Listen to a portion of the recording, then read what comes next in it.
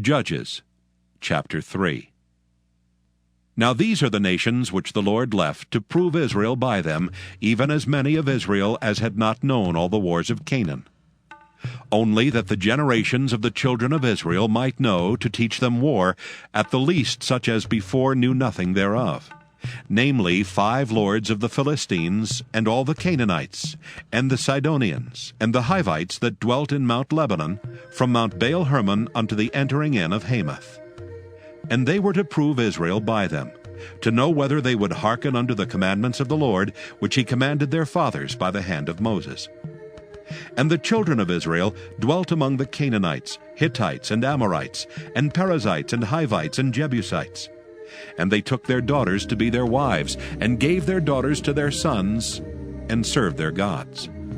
And the children of Israel did evil in the sight of the Lord, and forgat the Lord their God, and served Baalim and the groves.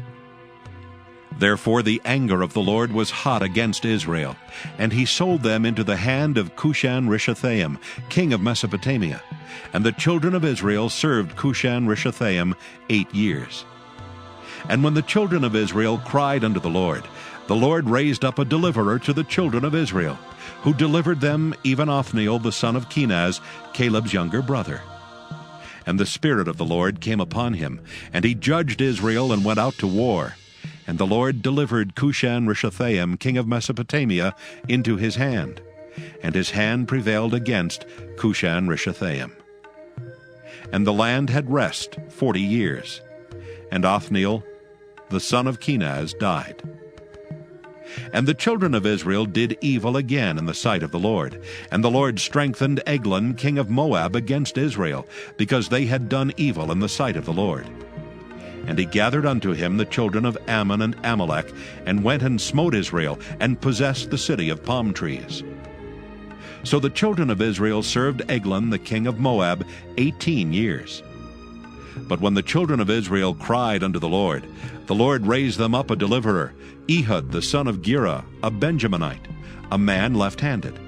And by him the children of Israel sent a present unto Eglon the king of Moab.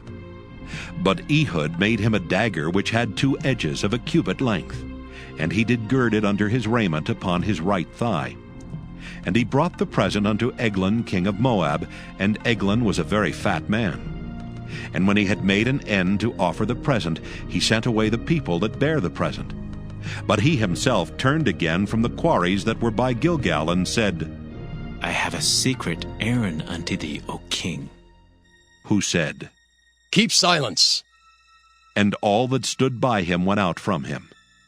And Ehud came unto him, and he was sitting in a summer parlor, which he had for himself alone. And Ehud said, I have a message from God unto thee. And he arose out of his seat. And Ehud put forth his left hand, and took the dagger from his right thigh, and thrust it into his belly. And the haft also went in after the blade, and the fat closed upon the blade, so that he could not draw the dagger out of his belly, and the dirt came out. Then Ehud went forth through the porch, and shut the doors of the parlor upon him, and locked them. When he was gone out, his servants came. And when they saw that, behold, the doors of the parlor were locked, they said, Surely he covereth his feet in his summer chamber. And they tarried till they were ashamed. And behold, he opened not the doors of the parlor. Therefore they took a key and opened them, and behold, their lord was fallen down dead on the earth. And Ehud escaped while they tarried, and passed beyond the quarries, and escaped into Seirath.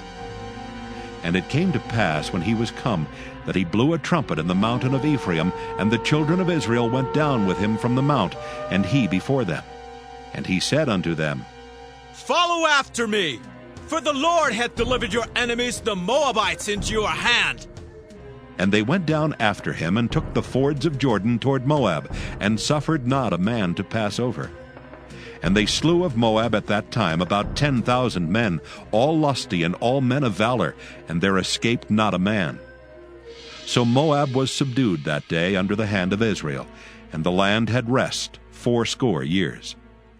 And after him was Shamgar the son of Anath, which slew of the Philistines 600 men with an ox goad, and he also delivered Israel.